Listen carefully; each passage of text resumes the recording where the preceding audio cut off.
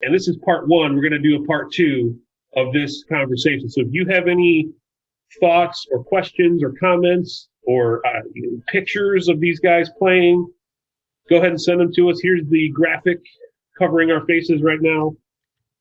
btppod@gmail.com, or you can call and leave a voicemail or a text, whatever you want.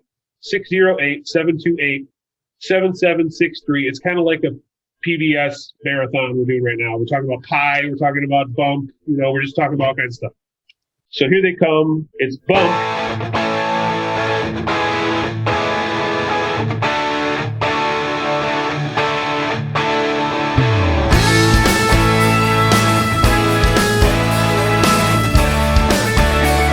How's it going, everybody? Our friend Dave is helping us with some visual aid here. We got the jelly roll. Bump-iversary, jelly roll. Slap shot. And scene. And scene. Slap shot. Scene, raw dog. Take on me. I love Take on Me. Spielberg, director. Spielbergo. And then Sammy Davis Jr. Yeah, the cameraman. I'm the cameraman, Chan. This is the Beside the Point No, podcast. that should have been Gary Davis Jr. Or Sammy Davis the Third, or Yes, it's sort of like completely not that. That was his Gary Davis Jr. We can't control ourselves. We're not going to ever.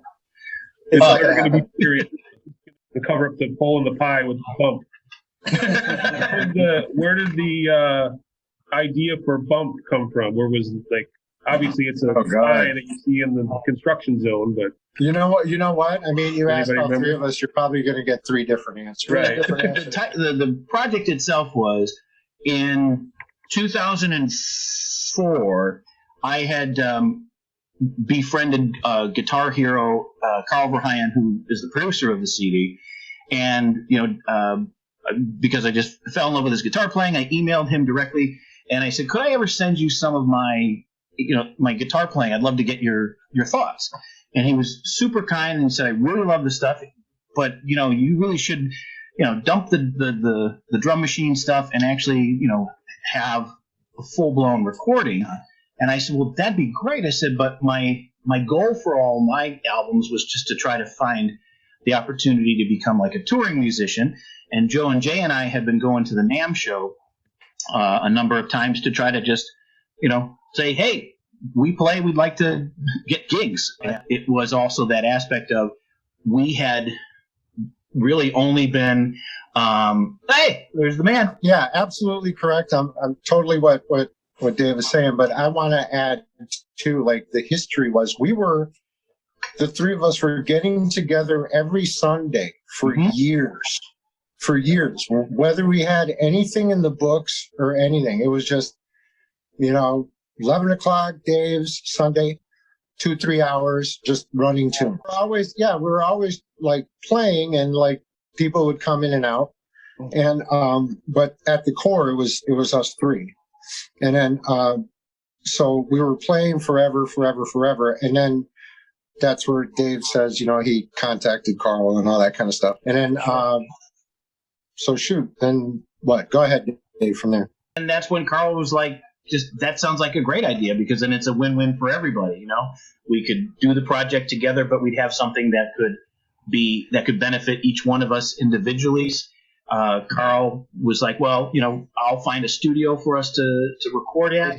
He goes, "But I really love, Sunset Sound." And when he said that, I'm like, and he goes, "Well, maybe would you like to go there?" And I said, so we're talking Sunset Sound, like Van Halen. Can you find anywhere nicer? Yeah. Yeah, Van Halen, The Doors, Prince. Even if everything sucks, we would get to go to record at a studio that Van Halen recorded the David Roth albums at. And so the whole thing was just like, okay, let's do that. Now, I'll throw it over to Joe, because they drove. I only brought this guitar and that guitar. You and I flew. Yeah. Oh, no, that's right. You and I flew. You and I flew. That's right. And then he drove cross country like a maniac, because he actually had my drums in his pickup. Right. Yeah, I was the cartage company.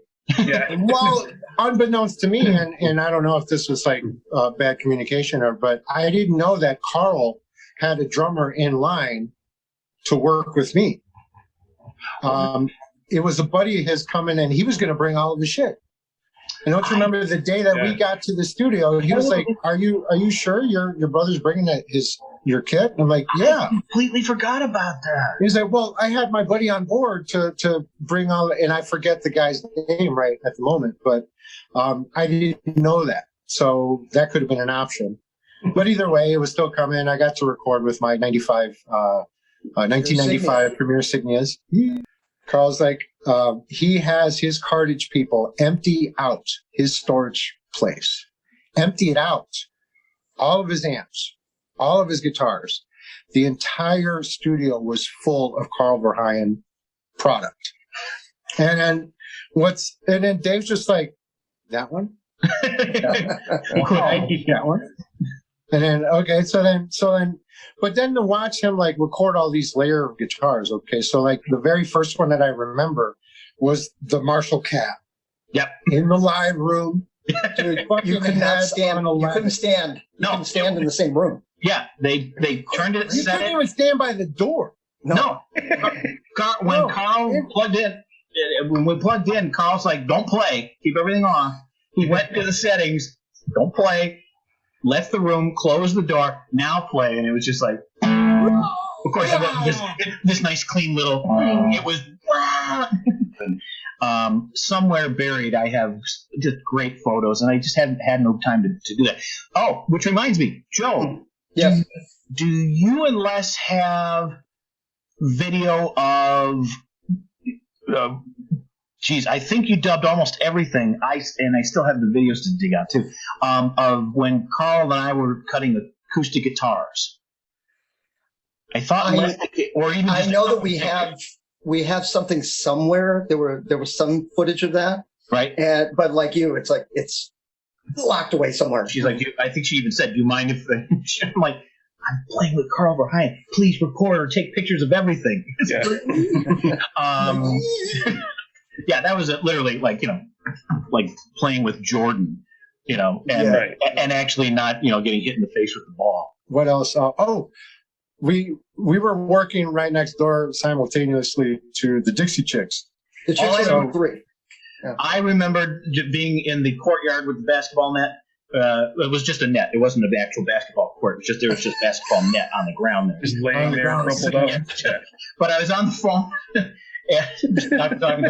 And then one of the Dixie Chicks walks right in front of me, and I'm just going, and she just gives that nod, like, "Hey, how's it going?" Almost like you're not as weird as you probably are because you're at least in this building. Another name droppy type of thing is I'm trying to think of like who was actually in the studio before we got into it. Do you remember who was? No, Yellow Card. Oh wow, Yellow Card. Yeah. They were recording. I think they were recording that Sunset Avenue jam debacle. Ocean Avenue, whatever. Ocean Avenue. Yeah. That was it. This means. How you guys feeling? That was awesome. We're just in your groove the whole time. What you? That's better. Let's go listen. How you guys feeling?